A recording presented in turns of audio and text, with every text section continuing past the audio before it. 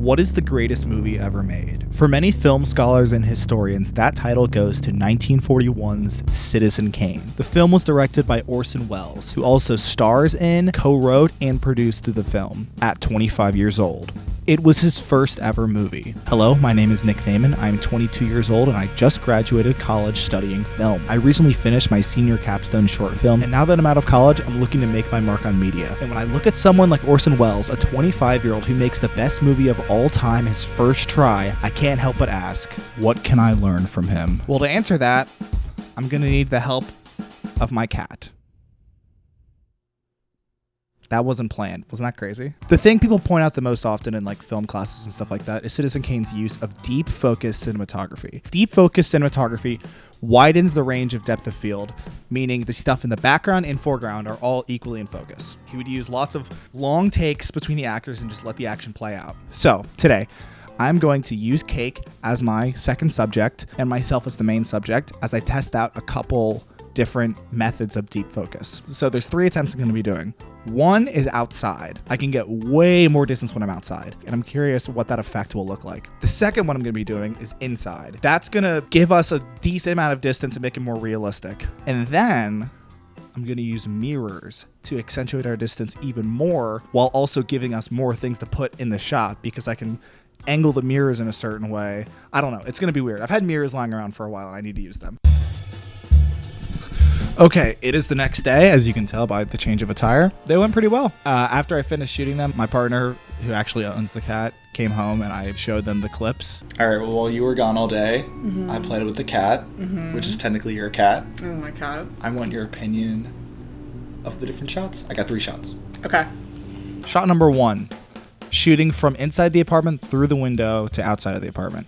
This was a pain in the ass because I wanted Cake in a specific spot on the couch. She was really playful and kind of irritable and didn't really want to listen to me. What I ended up doing was feeding her, and that really slowed her down and got her real sluggish, and so she was a lot more complicit with just loafing. I got her on the couch, and then she started getting distracted by animals outside, which actually made it easier for me to know where to shoot because she was already looking in a direction. So I pointed the camera real high up facing down, and then I ran downstairs and I'm completely cropped out of the frame. It looks really bad. Luckily, I caught that while I was filming, so then I reevaluated where the frame was and then did it a second time. That one turned out a lot better. I actually had to throw a slide up at the window to get her attention. There we go. So this is the first one. Oh, okay. This is fun. You! It is I, your arch nemesis, and I'm here to pet you. Be prepared to be petted, dude. That was a really fun shot. Okay, that's uncalled for. Shot number 2 was from shooting inside across the room. For that, I put the remainder of Cake's food bowl up on a table and put the camera right behind it. And then I sat here and made myself a sandwich and ate that because I wanted to give myself something to do in the shot as well. I knew I wasn't going to be able to fight the sunlight in the shot. We were going to be in silhouette, so I kind of just embraced that and tried to frame myself in the window. I'm pretty happy with this one. I don't think it's anything like too crazy, but it was the easiest to set up, and I still think it turned out pretty dynamic. Okay. This one's a little tough. I think it's because, I guess, like, exposure, of course. You're, like, drowning in the light. In terms of composition, I think it's almost too busy. Like, I don't really know what I'm supposed to be looking at. I guess you two are eating, I assume, but my eyes are constantly drifting in so many different spaces because so many different things are moving within the shot. I appreciate you feeding Cake. But, yeah, this one's a miss for me.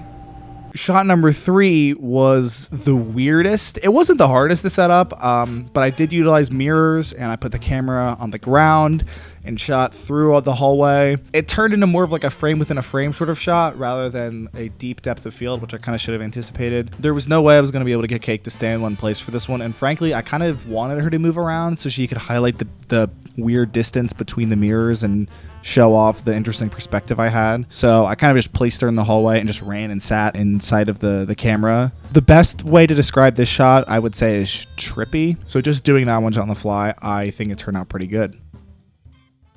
The mirror is very dirty, which makes this not as clean, but I like the composition a lot. I think it's interesting. And Cake kind of gives you a sense of kind of like where you're at as well, which helps. Yeah, no, that's cool. I think they're all really cool. I think that this one kind of has like two portraits going on, you know? Like it's got this picture over here and it's got this picture over there, which I think is really cool. Yeah.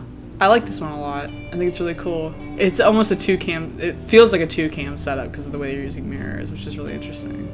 Not my favorite one of them. I think my favorite one is the first one, but I still think all of them turn out pretty good. And most importantly to me is that they're interesting to look at. They're a single shot that have two subjects both doing their own thing, and your eyes kind of traveling all over the place. That's what Citizen Kane does, and that's what I wanted to try and recreate. And I think it worked, and I'm really happy with that. Yeah, I think they're really, really cool. I think the most engaging one is the first one. It feels very, it's straightforward. So it goes first, third, second?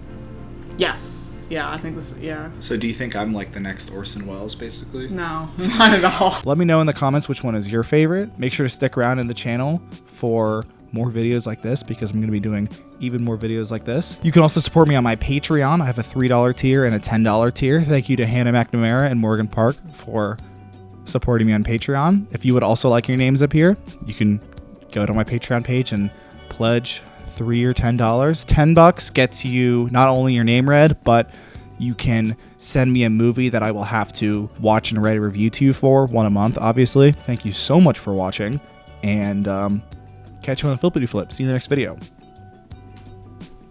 That one was better.